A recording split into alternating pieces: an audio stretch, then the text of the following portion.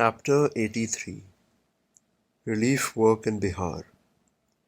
During the next year, there was a terrible famine in Bihar. The past 2 to 3 years were also lean years, and with the passage of time, conditions became so severe that if timely relief was not provided, the entire Palamu district would perish on account of starvation. It appeared that in this battle, humanity had started losing ground. But when the hungry people seemed ready to sell their hunger and obtain food by renouncing Hinduism, humanity gave out a piercing scream. Being unable to bear this agony and remembering Gurudev's work in Orissa, Jayaprakash Narayan spoke to Gidubhai Kotak. He in turn spoke to Gurudev in Bombay. Jayaprakashji strongly urges you to visit Bihar and save the suffering humanity by organizing relief work. Pujya Shri replied with a smile, "Tell Jayaprakashji that we are ready, provided he can arrange for rupees 9 lakhs as seed capital. With that to begin with, God willing, we will be able to carry out work worth 50 lakhs. On his departure, Gurudev called Keshu Bhai and Babu Bhai and told them, "Our duty calls us to Bihar. Even if he is not able to provide the money, Lord Shri Ram will help us in completing our mission. We just have to lift our humble stick to lift Govardhan. God will do the rest. So be ready when I send out the call." How could Gurudev rest in peace when the ailing humanity was calling out for help? Were it not for the grim situation in Bihar, the story of rupees 9 lakhs could provide a comic relief. When the matter was conveyed to Jayaprakashji, he said in despair, "How can I arrange for such a large sum?" Now Gidu Bhai spoke to Debar Bhai, who said, "I will send my secretary to Srimati Indira Gandhi to arrange for the sum from the Prime Minister's Relief Fund." But they were disappointed, and finally Debar Bhai spoke to Shri Arvind Bhai of the Mafatlal group. When the nation cries out in such agony, some Bhammash comes forward and opens the gates of his treasures. But some past memory of mismanagement of funds stifles the sentiments of such a donor. Perhaps similar feeling of past experience made Arvind Bhai say, "Tell your Babaji, for now we can only manage rupees 5 lakhs. Let him commence the work and the rest will be collected later." Gidu Bhai and Debar Bhai went to Kathpadi in the south to Gurudev, and the plans for the relief work were finalized. On the 6th of February, Gurudev reached Bombay, and on the same day they met at Devkaran Bhai's house, and under his chairmanship, amidst the crowd of devotees, the Manav Rahat Mandal was duly constituted. Next day, Dharmshi Bhai of Khatau Mills came along with Sumati Bain Morarji, and placing a cheque of rupees 1 lakh at Gurudev's feet, he said, "This is the first time that I have on my own come out to donate, though many institutions and trusts line up at my house in expectation of donations." This was a result of Gurudev's fame and a life which was the highest form of renunciation. From Bombay, Pujya Shri went to Saurashtra via Rajkot, where he addressed a gathering on Sarvad Dharma. He went to several other places and told his disciples to come to Bihar for relief work. Then via Gondia, he returned to Bombay, where he met Arvind Bhai for the first time. They had discussions about the relief works. Shri Krishna Shankar Shastri Ji also called upon Gurudev to invite him for a function in Ahmedabad. The details are in the next chapter. The Anna Kshetra commenced in Ranka on 18th March 1967. Meals were served to 7,000 hungry people. Despite the initial enthusiasm, dark clouds of despair descended on the camp in 5 days only. A sizable portion of the money was already spent on construction and preliminary work of the camp, and additionally, just 2 days back, 2 new camps were being organized in Chinia and Shikshia. Thereby, the number of diners had gone up to 20,000 per day. The problem of drinking water was such that cooking water was required to be brought by motorized tankers from a distance of 15 to 16 miles, and this involved huge daily expense in thousands on fuel. The number of outstanding bills for purchases made was mounting. On the night of the 22nd, Pujya Shri glanced at the figures of income and expenditure and gauged the whole problem in a moment. Expenditure of thousands per day and limited amount of incoming donations. The camp was yet to continue for another 7 months, and this was merely the 5th day. For a moment his face was clouded with agitation. The question, now what, was nagging everyone. Suddenly his composed and calm voice rang out in the room. None should worry. God will do our work. Let no one come to my room tonight. Saying thus, he left the room, as though absent-mindedly. That night, Gurudev's lone and sad voice calling to God, Hey Ram, reverberated through the night, creating vibrations even beyond the ashram and the camp premises. In a moment, as though travelling over a distance of hundreds of miles, it reached Bombay, and Shri Arvind Bhai Mafatlal, sleeping in his comfortable AC bedroom, woke up with a sudden start, as though someone was telling him, Wake up, Arvind, this is not the time to sleep. The ailing humanity of Bihar is calling. This is the time to go and be with Babaji. In spite of all comforts, he could not go back to sleep for the rest of the night. In the morning, his secretary, Mr. Dagli, wired to the relief camp. Arvind Bhai will reach Ranka by plane via Calcutta and Ranchi. As scheduled, Arvind Bhai reached the camp on the 24th. He took survey of the entire camp and was very much impressed by the arrangements, organization, management and efficiency under the benign guidance of Gurudev. This feeling was further heightened at the darshan of Gurudev. He promptly undertook to deliver 4,000 quintals of food grains and offered a check for rupees 1.5 lakhs at Gurudev's feet. He further offered to send 10,000 saris and equal number of dhotis, and offering pranam, he went to visit Chinya and Shikshiya camps. Gurudev kept on repeating, Ramji is there, and all present were choked with tears of emotion. This incident provides to the world the best example of devotion to Sri Ram and total surrender unto the will of God, and how the Lord comes to the help of such devotees.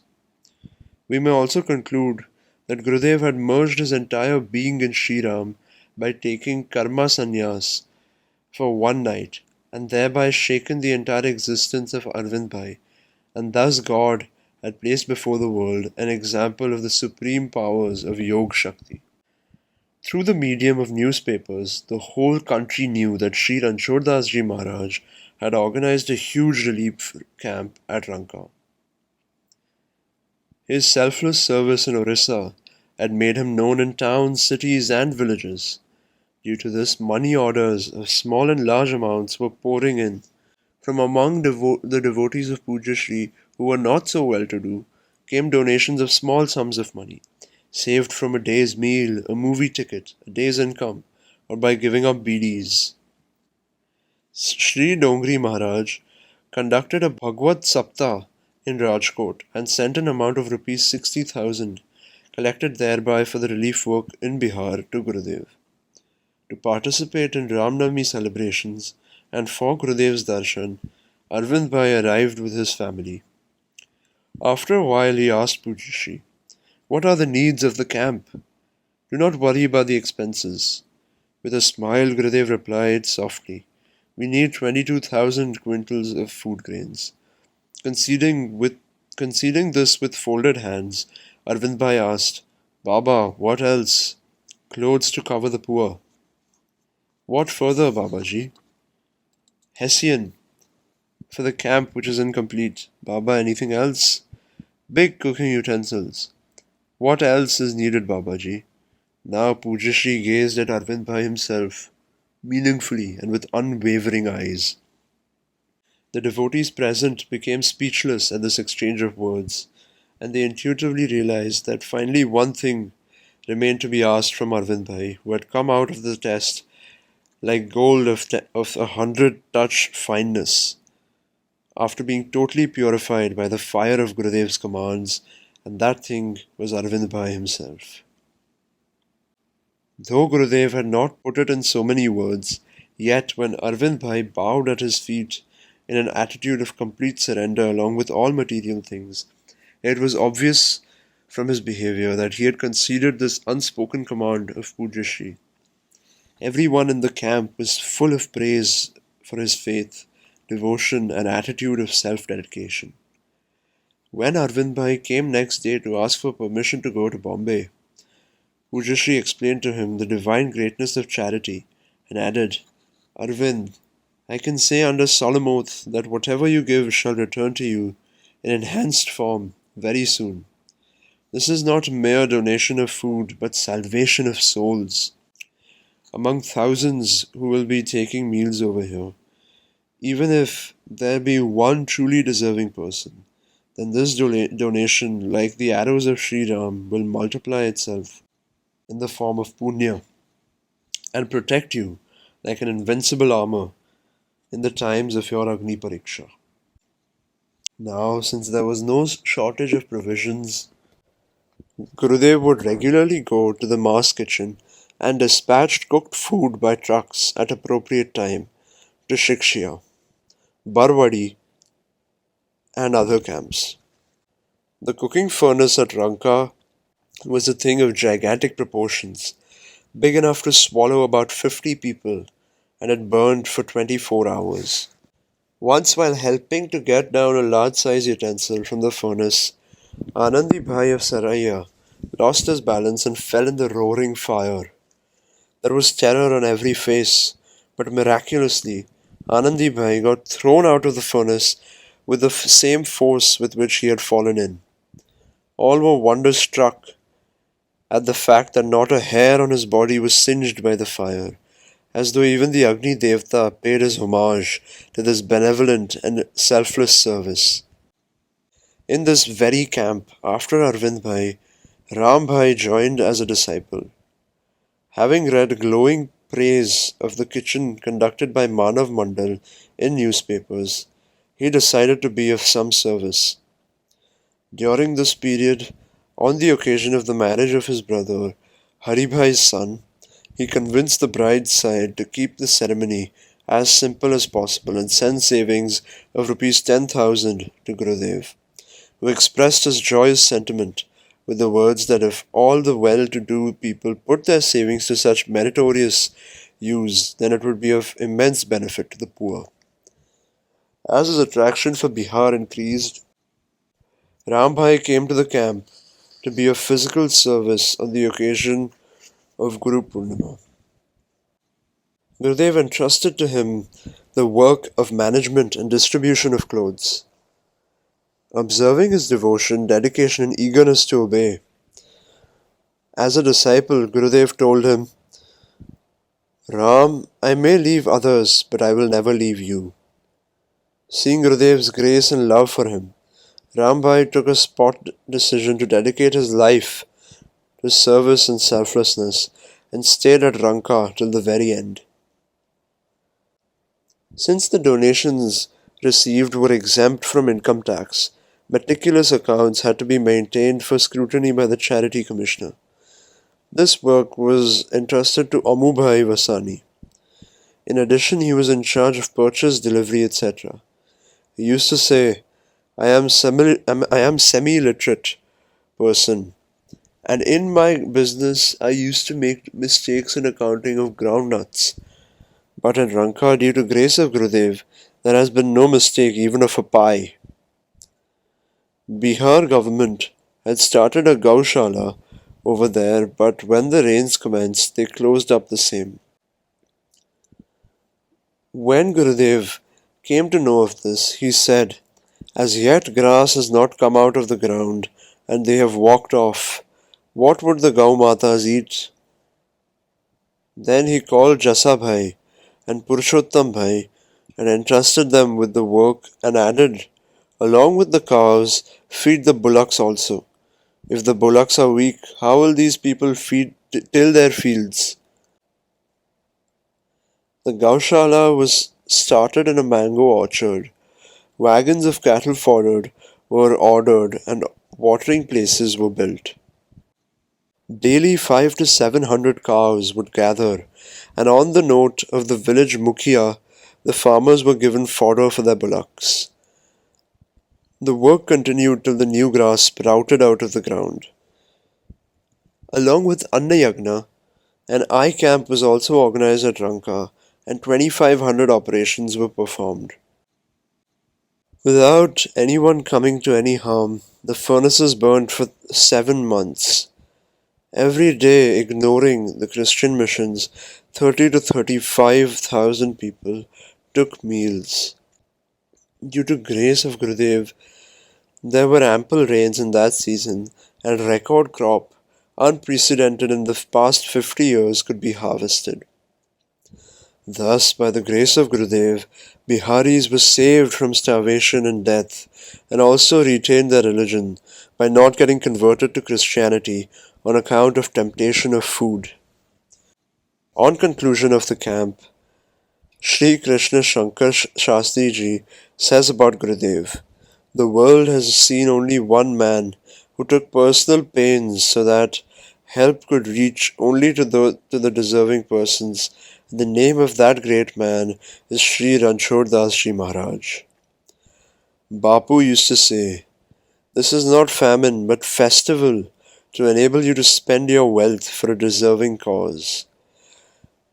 These are not hungry mortals, but God Himself, in whose mouth you feed the ahutis like in a yagna.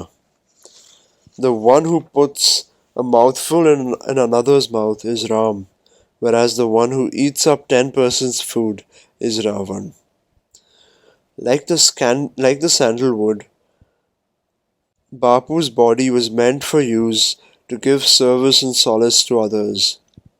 It was not made of mortal elements, but of divine ones. In the Satyuga, the gods and the devils performed churning of the ocean, and goddess Lakshmi took incarnation with Arvind, a lotus. Similarly, when the sea of the Bihar calamity was troubling him, Gurudev's firm dedication produced Lakshmi, the goddess of wealth, with Arvind, a lotus-like worthy disciple. Truly it has been said, "Sublime is the domination of the mind over the body, that which makes the flesh impregnable and strings the sinews like steel, so that the weak become so mighty." Jai Bhagwan. Sarve Sukhina Santu, Sarve Santu Niramaya, Sarve Bhadrani Pashyantu, Ma Kaschit Dukhamapnuyat.